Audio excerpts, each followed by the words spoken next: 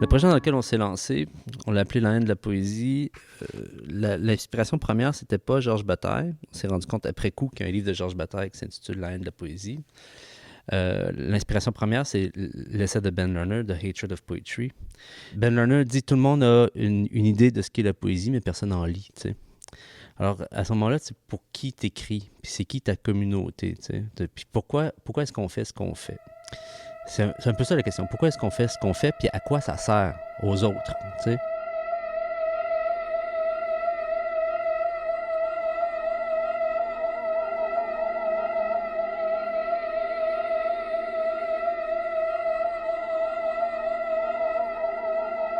Comme toi, Eric, il me semble que tu jouis d'une certaine reconnaissance. C'est peut-être plus reconnu que connu, tu sais, même.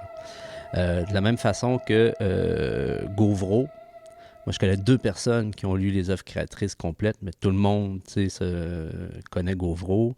Plusieurs se réclament, tu sais, d'une certaine inspiration gauvréenne, sans jamais, tu sais, avoir lu, être allé plus loin que ces 2-3 lectures qui sont disponibles sur l'ONF.ca, tu sais, à la nuit de la poésie, tu sais. Donc, il y a cette notion-là de reconnaissance qui déborde, tu sais, le lectorat puis l'auditoire. Puis dans cette reconnaissance-là, est-ce qu'il n'y a pas là déjà le germe d'une communauté? Ce qui est intéressant avec Gauvreau, je pourrais faire un parallèle musical avec Henri Chopin, c'est l'exploration que ces gens-là amènent. Henri Chopin, qui était un poète sonore, un poète concret, un musicien aussi, en fait, il travaillait avec sa voix, qui enregistrait sur des bandes, qui bouclait, et au même moment, il y avait les lettristes en France. Donc, en parallèle, Gauvreau et les lettristes travaillent sur des chemins d'exploration qui sont parallèles mais différents. Et puis, c'est assez clair que ces gens-là ont ouvert des portes, les deux dans leur domaine, puis les deux avec la poésie, et ça a nourri beaucoup la musique. Pour moi, en tout cas, la musique électroacoustique, la musique concrète est très importante dans ma poésie, même si on ne l'entend pas nécessairement. Et c'est pour ça que je m'assois sur une chaise qui est confortable quand j'arrive à côté de celle d'Éric pour travailler avec lui, parce qu'on a, même si on s'en a jamais vraiment parlé, on a des liens profonds. On marche dans une même route avec des véhicules différents. J'expire une dernière fois. Le vent s'arrête. Image finale.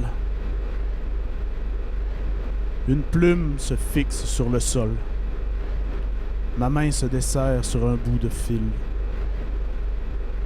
La toile est une tôle noire, froissée, jetée hors champ comme la nuit. Je devrais dire, mais peut-être moins qu'avant, nous ne nous entendrons pas. Alors que grande roue invisible revient, encore une fois, mais sans les héros. Je ne me relèverai pas dans une foule. Je clenche vers l'énigme où le goudron poinçonne la route. Retenant mon souffle, ma pensée, le jet percé au ventre en plein vol s'élance à la suite, l'ivresse, le bourdonnement du moteur poussé à ses extrêmes limites, les mitrailles, les tisons de la guerre, l'élongation des alliages, le tremblement des sauveteurs noyés, rattrapage de l'ombre. L'adrénaline en blague, dépassée par le sérieux du corps. Une constellation de lumière heurte, tire, larme, ne m'arrête, Félix, fourche, tunnel, débris pendus. Vol, gravat fracturé par os. Catalyse pâle, noire. Sifflant, coupant en billets, poignet cassé par l'étirement du câble menant au carburateur. Souhait muet de chaos assourdissant. Niveau avant le dernier rêve qui réveille le voisinage. Et l'engouffre tête première dans ses arbres lourds. Il y a plusieurs postures dans mon cas. Il y a le Éric Dorion en concert, auquel il y a une communauté, puis une communauté qui se divise par 2 types là, de public. Tu as l'aficionado, que je peux voir, un visage que je peux voir assez souvent, et des fois l'aficionado que j'ai jamais vu, puis là, tu sais, c'est comme, j'ai quasiment envie d'aller le voir pour savoir, qu'est-ce que tu fais là, tu sais. Puis il y a l'autre public qui est là, qui n'est pas aficionado, mais qui est là pour moi. Et ça, et c'est des gens qui vont venir parce qu'ils me connaissent personnellement, qui m'ont côtoyé, qui s'intéressent absolument pas à la musique expérimentale, mais étant donné qu'ils me connaissent, ils trouvent ça super bon. En art, en poésie, en musique, on ouvre des portes et au final, je pense qu'on le fait pour les autres. Même si on le fait pour nous, des fois, tout seul, un samedi soir, devant notre machine à écrire ou devant notre ordinateur ou devant un piano, on le fait avec notre petite personne, mais pour l'humanité d'une certaine façon. Oui, mais il y a également, qu'il y ait communauté ou non, il y a quand même un désir, il y a le plaisir aussi. Oh, oui. Puis ça, je pense qu'on l'évacue beaucoup. Oh, oui, communiquer ce plaisir-là, après, on veut le faire. Oui, puis C'est il y a, pour ça qu'on veut il y a- faire un il y a un spectacle. réel plaisir, quoi, tu sais.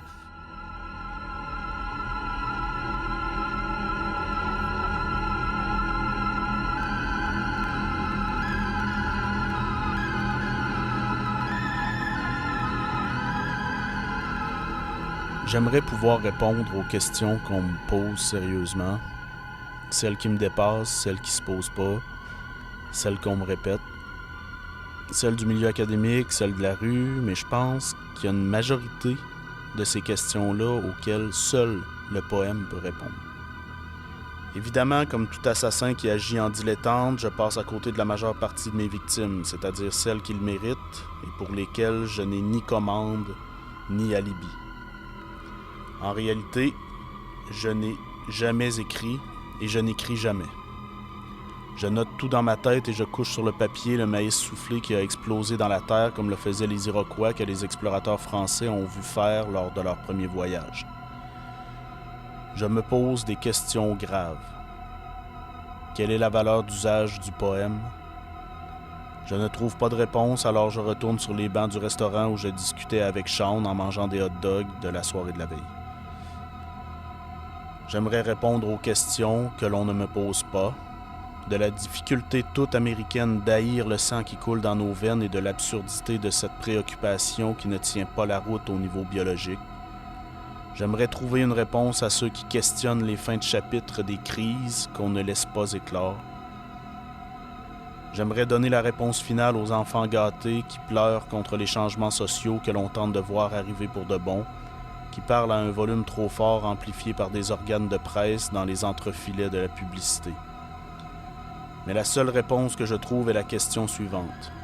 Qui est réellement l'enfant gâté ici? Et aux autres, qui cache ses bras?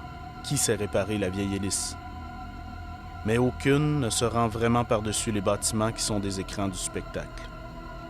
Et le théâtre des politiciens si minuscules et désirant tellement passer à l'histoire qu'ils sont fiers d'être à l'antenne quand c'est l'histoire qui nous passe par-dessus.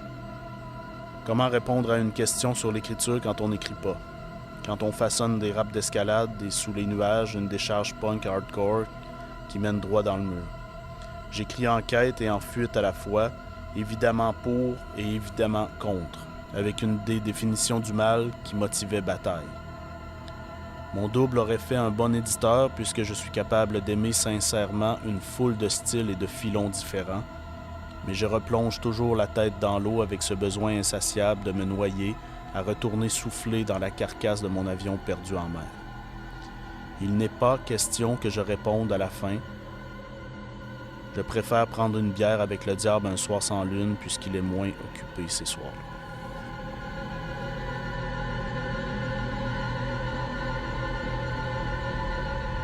Toi, dans ton domaine, Éric, un langage, c'est quoi? J'ai envie de dire que c'est une combinaison de codes. Il y a des codes qui vont bien ensemble, puis il y a des codes qui fonctionnent pas du tout. Puis il y a un ensemble de codes qui fonctionnent et qui fonctionnent pas, qui peuvent bien aller ensemble. Puis à ce moment-là, pour reprendre ça, donc dans la grande sphère qui est la musique, Et puis là, tu as la musique populaire, la musique classique, la musique contemporaine, la musique actuelle, la musique expérimentale. J'imagine qu'à chaque fois, il y a un rapport différent au code. Ah oui, tout à fait. Oui. C'est très, très, très codé.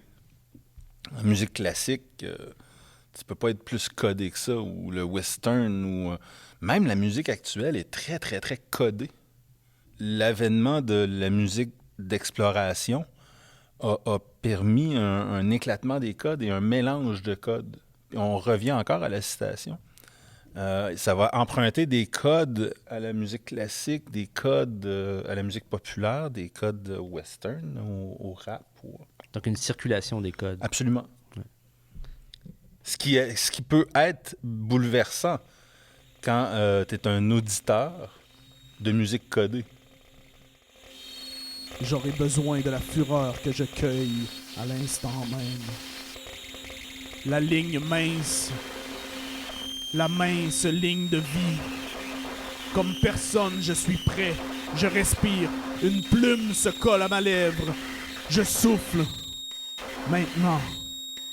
Halo noir, mort privé, mort privé, mort privé, tente vide, halo noir, coude pris, corpo, bête, creuse, halo noir, mort privé, privé, mort, coude, pause, passage à vide, pendant, percute, sauf beurre dur, lame, science, nihil, nihil, nihil. Pour moi, c'est une aventure, en fait, là, aborder la scène. Quand j'ai goûté à ça, quand j'ai fait du rap, ben il y a quelque chose que j'ai aimé dans le fait de se mettre en danger, on peut royalement se planter, puis ça m'est arrivé, mais on peut aussi réussir à communiquer quelque chose. Il y a l'importance de l'accident aussi. L'accident, oui. C'est super important, l'accident. C'est ce qui me drive là, quand je dois faire un concert. Là. La possibilité que ça se pète la gueule. Ce serait quoi l'accident en littérature, en écriture de la littérature? En écriture, oui. Ah, en écriture, là, c'est de pas trouver son mot, puis de repartir sur une autre idée à cause du mauvais choix d'un mot, puis ensuite de se rendre compte qu'il y a quelque chose qui n'a pas été capté par le cerveau, mais qui a été capté par une inspiration. En fait, on va dans des zones où on se perd, en fait. C'est drôle parce que tu te confiais hier que tu n'as pas lu la fin du livre The Hatred of Poetry. À la fin, Ben Lerner donne sa définition de la poésie, puis là, tu t'en rapproches, en fait. Il dit, tu sais, quand tu es enfant, et puis que tu entends un mot que tu connais pas, mais que tu as l'intuition qui veut dire un peu ça, puis que tu te mets à l'employer sans savoir ce qu'il veut dire réellement, puis tu le testes, en fait. Il disait, tu testes ton mot dans la réalité du discours, puis tu regardes comment les autres réagissent. Et puis, comme tu es un enfant, les autres adaptent leur compréhension à l'utilisation que tu fais du mot. Donc, il y a comme une espèce de mouvance qui vient de la non-maîtrise du mot. Mm-hmm. Ben Lerner dit ça, c'est la poésie.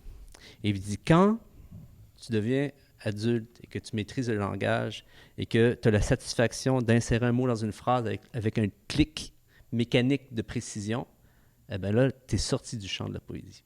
Wow! Tu es dans un autre type de discours. Tu es dans la maîtrise du discours, en fait. Alors, donc, la poésie, selon Lerner, ben, c'est l'accident, quelque part. Donc ça, c'est intéressant.